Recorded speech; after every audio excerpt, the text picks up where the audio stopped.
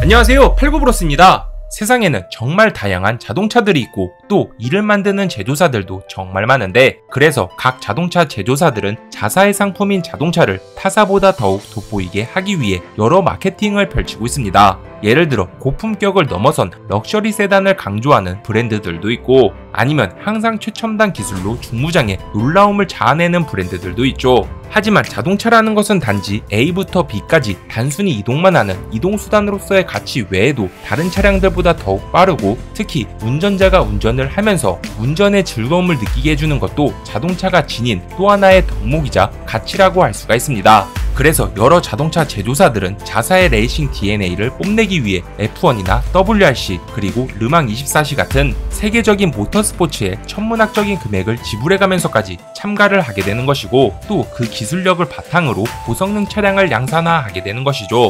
물론 고성능 차량을 만드는 데는 한두 푼도 아니고 엄청난 자본과 연구개발이 꾸준히 투자되어야 하는데, 그러면서도 제조사들이 자사의 기술력으로 꼭 고성능 차량을 만들려고 하는 이유는 자신들의 기술력과 모든 개발 역량들이 총동원되어 탄생한 작품이기 때문에 단 하나의 모델이어도 그 차량 하나만으로도 자신의 브랜드를 나타낼 수 있기 때문입니다. 그래서 아우디의 RS나 메르세데스 벤츠의 AMG, 그리고 BMW의 M과 토요타의 GR 등 좀 잘나간다 싶은 브랜드들은 저마다 고성능 차량들을 만들며 서브 브랜드로서 운용하게 되는 것이죠. 물론 우리나라의 현대자동차도 WRC를 기반으로 성장한 고성능 디비전 N을 2015년 탄생시키게 되었고, 현재는 전기차에서도 N만의 색깔을 보여주면서 확실히 현대자동차의 고성능 브랜드로서 자리잡아 나가는 것을 볼 수가 있습니다. 그런데 옆나라 일본에서는 현대의 N보다 약 20여 년이나 앞서서 고성능 차량들을 내놓았고, 또 그것보다 훨씬 전부터 고성능에 대한 연구도 쭉 진행되어 왔었죠.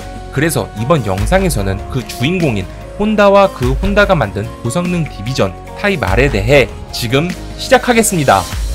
모터스포츠에서 길을 찾은 프로젝트 혼다스포츠. 현대자동차와 혼다는 그 브랜드 이름처럼 나름 비슷한 구석이 있는데, 먼저 현대자동차는 제네시스라는 차량과 브랜드를 만들기 전까지 대부분의 차량들이 FF, 즉 전방 엔진의 전륜구동 방식이었고, 혼다 역시도 거의 모든 라인업이 FF 방식의 차량들만 있었죠. 과거 바이크의 세계 무대인 맨섬 TT와 지상 최고의 모터스포츠인 F1에서 우승을 차지했던 기술의 혼다가 번듯한 후륜구동 차량 하나가 없다라 뭔가 석연치 않은 부분이라고 할 수가 있는데, 그래서 혼다는 1980년대 후반 본격적으로 미드십 엔진의 후륜구동의 스포츠카를 만들기로 결심하게 됩니다. 물론 이러한 배경이 되었던 이유는 1987년 당시 혼다에서 파워 유닛을 제공받던 윌리엄스 F1 팀이 넬슨 피케를 중심으로 드라이버 챔피언과 컨스트럭터 챔피언을 모두 차지하게 되었고, 또 그 다음 해인 1988년에는 맥라렌 F1 팀에 파워 유닛을 제공하면서 아일톤 세나와 맥라렌을 챔피언의 자리까지 올려줬기 때문이죠. 게다가 당시 일본은 엄청난 버블 경제로 자본을 주체하지 못하는 그런 상황이었던지라 엔진이 달린 거의 모든 것을 다 만들던 혼다에게는 고성능 스포츠카를 만드는 것이 어찌 보면 당연한 운명이었던 것입니다. 실버파와 적파. 하지만 프로젝트 혼다 스포츠는 첫 시작부터 마냥 순탄치만은 않았는데, 일단 혼다는 리어 미드십 후륜구동의 차량을 만들어 본 적이 없었기에 난항을 겪게 되었고, 이 외에도 차량의 출력을 높이기 위해서는 자연스레 배기량을 높여야 했지만 그만큼 엔진의 무게는 무거워져 제대로 된 스포츠카를 만들 수 없었기 때문이죠. 그러나 혼다의 연구진들에게 있어서 이러한 과정들은 그저 작은 문제였을 뿐이고, 정작 중요했던 사안은 따로 있었는데, 그건 바로 혼다만의 고성능차를 과연 어떠한 컨셉으로 만들까였던 것입니다. 먼저 혼다 스포츠 프로젝트에서 연구진들은 실버파와 적파라는 두 그룹으로 나뉘게 되었고, 실버파는 혼다의 첫 고성능 자동차가 기술의 혼다라는 그 이름처럼 하이테크놀로지를 기반으로 한 첨단 전자장비로 자동차가 무장되길 원했고, 그 반대로 적파는 자신들의 강점인 F1에서 영감을 얻어 머신이라고 불렸던 F1카처럼 전자장비를 철저히 배제해 순수 그 자체 퓨어 스포츠카로서 차량이 개발되기를 원했던 것이죠. 물론 이러한 논쟁은 결국 첨단 이미지를 주장했던 실버파가 승리하면서 카이테키 F1, 즉 쾌적한 F1이라고 불렸던 혼다의 첫 고성능 스포츠카 NSX의 탄생으로 이어지게 되었고, 이 NSX는 이탈리아의 페라리나 람보르기니와는 달리 무작정 빨리 달리는 것이 아니라 기술은 사람을 위해 존재한다는 혼다의 그 이념처럼 운전자도 배려하는 인간 중심의 스포츠카로 개발이 되었던 것입니다.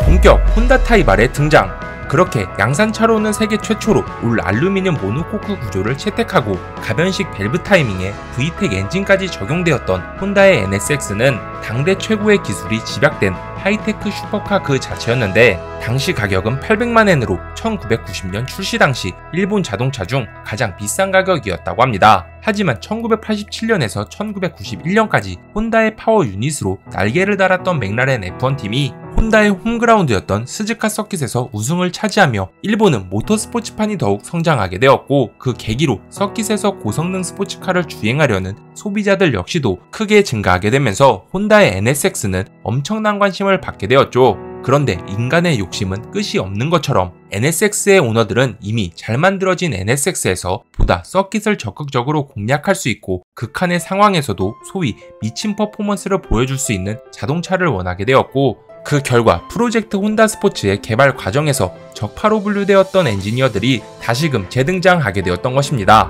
본격 인간 중심의 NSX를 성능 중심의 퓨어 스포츠카로 탈바꿈시키기 위해 적파의 개발진들은 자동차 힘의 원천인 엔진 성능을 먼저 강화하고자 했지만, 당시 일본 정부는 제조사들 간의 불필요한 출력 경쟁을 막고 에너지 절약 차원에서 마력 규제라는 참신한 법을 만들게 되었죠. 그래서 일본에서 생산되는 차량들은 모두 280마력의 최고 속도는 시속 180km로 제한이 되었고, 이에 혼다 엔지니어들은 엔진 출력에서 눈을 돌려 그들이 제일 자신 있어 하던 출력대 중량비로 갈피를 잡아 그렇게 애초부터 초경량화로 개발되었던 NSX를 더욱 경량화해버리는 그야말로 미친 감행을 저지르게 되었던 것입니다. 우선 차량의 정숙성 향상을 위해 장착되었던 흡차함재도 제거하고 범퍼와 도어를 지탱하던 빔 구조물 역시도 알루미늄 합금으로 변경하면서 여기서 더 나아가 리어 스포일러와 뒷유리, 실내의 내장재들은 물론 좌석 시트도 그 유명한 레카로 초경량 버킷 시트로 교체했다고 하네요. 당연 스티어링 휠도 모모의 경량 스티어링 휠로 변경했고, 변속기 레버 역시도 티타늄으로 교체하는 등 진짜 그램 단위까지 철저하게 경량화해 2년 뒤인 1992년에는 기존 1370kg이던 차량을 무려 100kg이나 넘게 다이어트시켜 1230kg이라는 놀라운 무게로 혼다 최초의 타입 R인 NSX 타입 R을 만들 수 있게 되었던 것이죠. 물론 NSX 타입 R은 단순히 무게를 줄이기만 했던 것이 아니라 VTEC 엔진의 밸런스를 더욱 정밀하게 조정해 운전자들이 더욱 적극적으로 고회전 RPM을 활용할 수 있도록 했고, 셰시와 바디 그리고 서스펜션과 브레이크 패드의 소재까지 변경해 철저히 트랙 주행에 초점을 맞춘 스포츠카 이상의 슈퍼카로 만들 수 있게 되었던 것입니다.